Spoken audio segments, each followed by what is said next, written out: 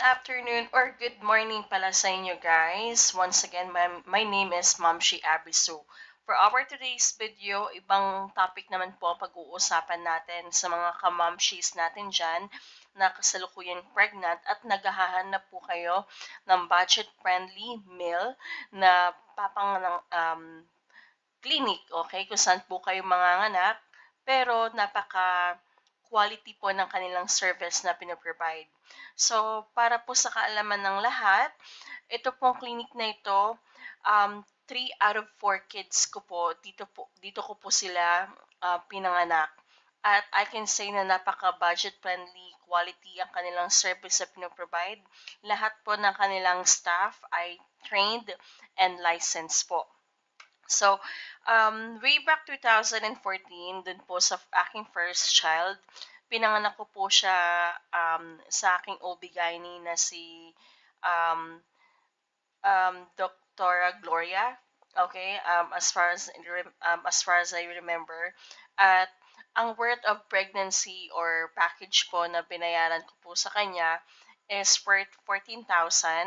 So, hindi pa po kasama doon yung deduction ko sa PhilHealth kasi ang policy ng doctor doon sa pinakaunang clinic ko is kailangan bayaran ko muna, i-cover ko muna yung magiging coverage ni PhilHealth, okay? Which is 10,000. So, ang binayaran ko overall is 14,000. So, once naging available na yung check ni PhilHealth, tsaka pala nila i-refund yung 10,000.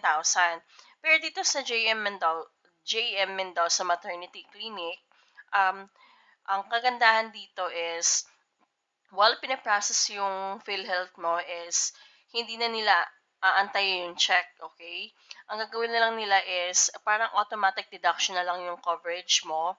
At dun sa second child ko, ang binayaran ko lang po is actually wala na po akong binayaran that time kasi kinover na po lahat ni PhilHealth yon. Hindi na po ako nag-antay na i-cover nila yon, okay? Yung aking pregnancy or aking panganak.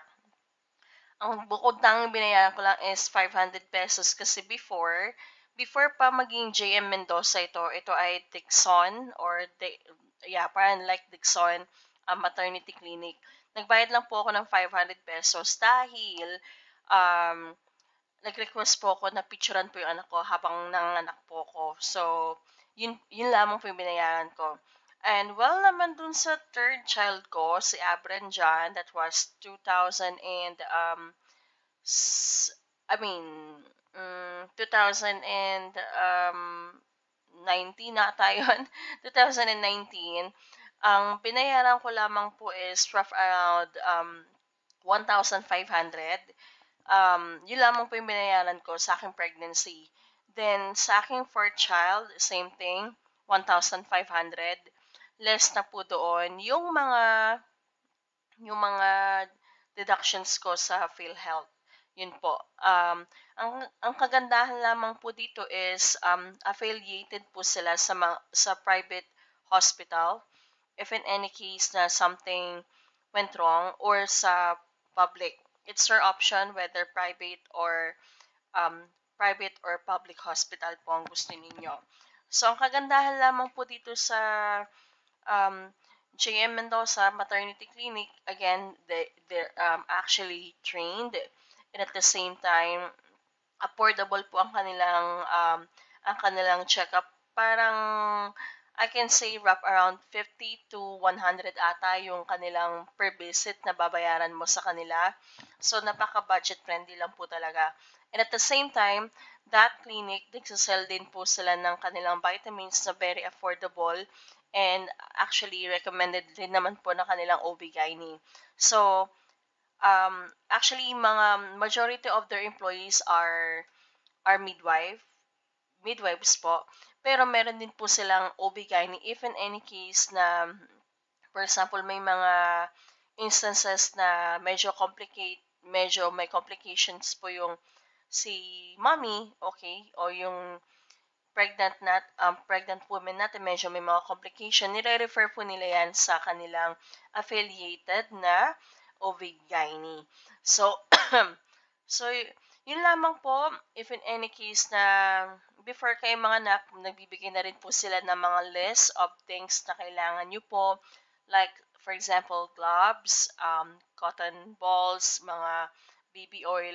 So, bibigyan naman po nila kayo ng list. So, again, kung naghahanap po kayo ng budget-friendly na na clinic na pag-check-upan nyo, kung buntis po kayo, feel free to visit JM Mendoza Maternity Clinic kasi subok ko na po ito and at the same time, maalaga po ang kanilang staff. And just to share with you also, um, one time, nagpa-check up po ako sa isa sa mga public hospital po sa Marikina due to emergency dahil sobrang sakit talaga ng tiyan ko and they cannot um, accommodate me dahil hindi ko pa nga po kabuwanan. They refer me to dun sa hospital. Okay? Yung OB-GYN yung nag-a-assist sa akin dun sa public hospital na yun is talagang napakasungit. So, that makes me decide dun sa fourth pregnancy ko na wag talaga akong manganak dun sa hospital na yun kasi ang susungit ng mga doctor. So, yun lamang po kung hindi pa ho kayo nakapag-subscribe sa aking YouTube channel, please do subscribe, like, and share.